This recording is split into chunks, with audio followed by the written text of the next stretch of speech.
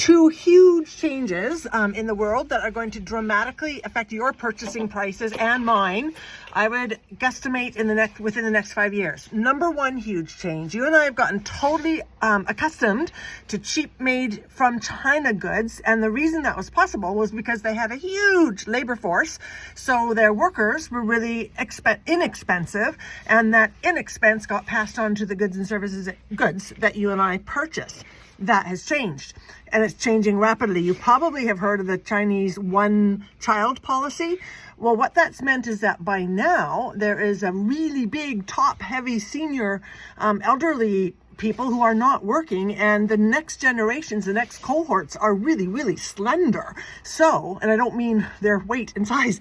So what that means is there's going to be fewer and fewer and fewer workers there to make those goods and services, or goods that we've become accustomed to. So that's number one thing. There is not going to be the same amount of production of inexpensive goods that there used to be. The second big thing, hardly anybody knows this, but after World War II, the United States made an agreement that they would keep their Navy patrolling and keeping safe international waters in exchange for a lot of cooperation against security threats from Soviet Union and Russia.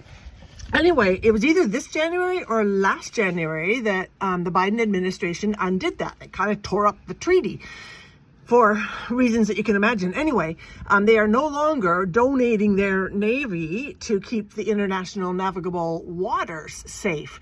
And that means a whole bunch of things. It means insurance companies are jacking up their insurance prices on the big container ships. That insurance increase is going to get passed on to us. And more bluntly, more and more container ships are just not able to traverse anymore. And we'll probably start hearing more stories about piracy. So, as you can imagine, fewer goods making it safely around the world, especially from Southeast Asia and China. That price is going to come, that is going to reduce the supply of inexpensive goods. When supply is diminished and demand stays the same, prices go up. Can we say inflation? And more than that, increasingly, a lot of those goods that we've become used to are going to be made locally in the United States and in Canada. That means better jobs and good economy. It also means, though, that those workers are going to, unlike the ones in China and elsewhere, are going to be paid pensions and healthcare and have to adhere to safety regulations, etc., etc. That means the cost of producing that goods is going to go up, and that cost is going to come on to us. So inflation on goods coming, I would say, within the next 5 years, very noticeably is my guesstimate.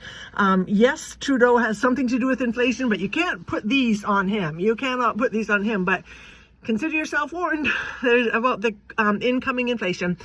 There's your out the door money moment from Nancy Canada's millionaire next door, who, for the record, is kind of buying furniture now on the assumption that 5 years from now, that same thing will be a lot differently priced. There's your out the door money moment from Nancy Canada's millionaire next door in Yellowknife on Friday, the 22nd of March. See you tomorrow.